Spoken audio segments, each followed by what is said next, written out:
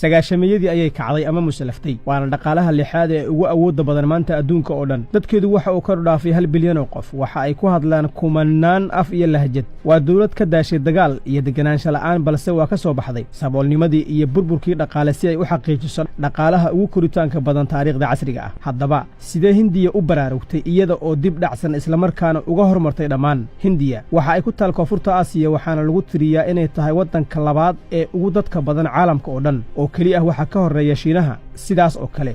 waa waddanka toddobaad ee ugu badka weyn dhinaca juqraafiga gumaystihii ingiriiska ayay ka xorowday sanadkii 1947 iyada oo u qaybsantay laba dawladood hindiyada ay ku badnaayeen dadka haysta diinta hunduuska iyo bakistaan oo ay ku badnaayeen muslimku hindiya kuma aanay lidin dhadhanka deganaanshaha 10 sano kadib madaxbannaanideeda waxa ay la kulantay isku dhacyo sokeeye oo aad u badan waxa ay 3 dagaal oo waaweyn la gashay dariskeeda bakistaan sidaas oo kale waxa ay la dagaashay dalweynaha shiinaha ayaa dagaalkaas ku jabiyey hindiya sanadkii 1962 kadib muran ku saabsan xuduudda oo ka dhashay galbeedka buuraha Himalaya maroodiga hurda hindiya waxa ay horumarkeeda dhaqaale bilowday waqti hore oo ka mid ah xilligii xukunka hogaamiyaheedii Jawaharlal Nehru hayeeshee waxa uu ahaa horumar cabsi iyo baqdin qaba waxa ay dawladdu ku gaabsatay maalgashiga ilaha dhaqaale ee dawladda si loo sameeyo wax soo saar farsamo oo ka jawaabaya oo kali ah baahida suuqa gudaha iyada oo la iska indhatirayo ama la iska hilmaamayo tartanka caalamiga ah ee suuqyada dibadda waxa ay ahaayeen siyaasado jiray ilaa sagaashameeyadii qarnigii tegey kuwaas oo ay gacanta ku hayeen xukuumado kala gedisan oo kala dambeeyey waxaana saldhig u ahaa cidda siyaasado hanti wadaag ah oo xirxiran kuwaas oo dhaqaalaha saldhig uga dhigaya inuu ku jiro gacanta dawladda iyaga oo fududaysanaya horumarinta dhaqaalaha gaarka ah taasina waa midda ka dhigta dawladda mid aan la jaanqaadi karin horumarka dhinaca dhaqaalaha ee adduunka dabeecadda ra'sumaalka shisheeyaha iyo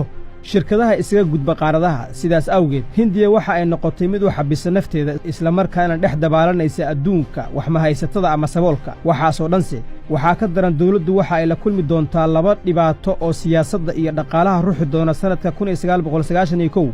labadaas musiibo waxa ay maroodiga hindiya ka toosin doonaan hurdadiisa iyaga oo aan ka takhallusin musiibada koowaad waxa ay ahayd mahartadii weyneed ee dhacday kadib dilkii ra'iisul wasaare Rajiv Ranta Gandhi oo ahaa ra'iisul wasaarihii ugu da'da yaraa taariikhda hindiya uguna dambeeyey wiilashii ay dhashay ra'iisul wasaare Indira Gandhi waxa uu ku dhintay gacanta Tamil Tigers sanadkii 1991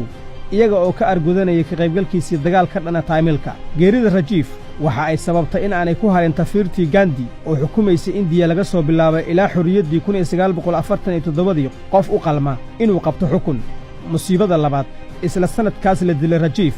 Delhi waxa ay ku baraarugtay dhibaatadii ugu weyneed ee dhaqaale ee ay la kulanto taariikhdeeda waxaa dhammaaday kaydkii dawladda ee lacagta shisheeyaha isaga oo gaaray wax ka yar $1 bilyan waxaa yimid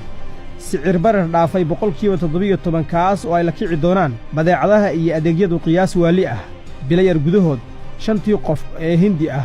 laba ka mid ah waxa ay ku noolaan doonaan meel ka hooseysa xariiqa saboolnimada qasnada dawladda kuma jirin kayd lacageed oo ku filan wax ka badan 2 toddobaad oo keli ah sidaas daraaddeed dadka hindiya dhammaantood waxa ay isu diyaarinayaan maqalka warka ku saabsan musallafidda ama kicidda dawladda hindiya sanadkii 1991 waxa uu ahaa sanadkii musiibooyinka hayeeshee waxa uu noqday sanadka uu ragi doono dagaagga indiya deeq weyn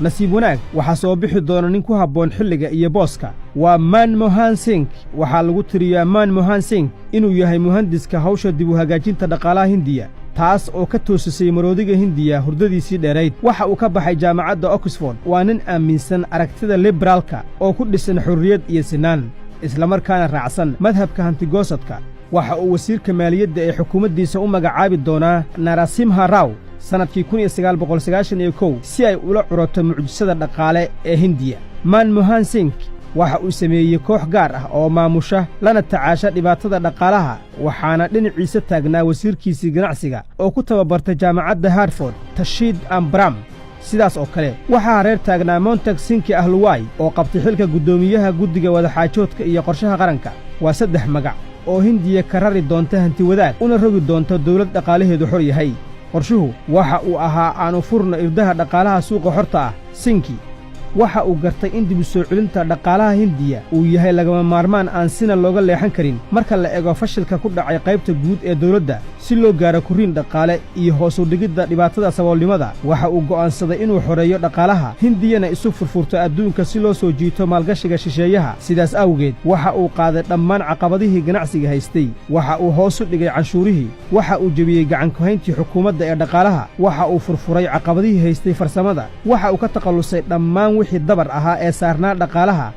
waxa uuna dhiiri geliyey tartanka. waxa ay noqdeen tallaabooyin horseeday in maalgashigu ugu soo qulqulo hindiya si dhammaystiran sidii uu qorsheeyey manmohan singh. sidaas daraaddeed waxaa firfircooni weyne gashay beeraha, farsamada iyo dhinaca adeegyada. taasina waxa ay keentay in laga takhalluso sicir bararkii, isla markaana uu kobco dhaqaalaha hindiya 7% muddo 5 sano ah oo isxigta. manmohan singh waxa uu xilka ka tegay sannadkii 1996, balse qorshihiisii waa sii jiray. xukuumadihii isxigxigay ayaa sii joogteeyey siyaasadihiisii, iyaga oo sii ballaariyey horumarintooda. muddo 10 sano gudahood ah waxaa hoos u dhacay gacankuhayntii dhaqaalaha ee dawladda, iyada oo shisheeyaha la siiyey awood uu si buuxda ugu yeelan karo mulkiyad dhammaystiran. sidaas oo kalena waxaa gaar laga dhigay shirkado waaweyn oo ay dawladdu leedahay oo ka shaqaynaya dhinacyada farsamada culus, isgaarsiinta iyo adeegga boostada. waxa ayba arrintu gaartay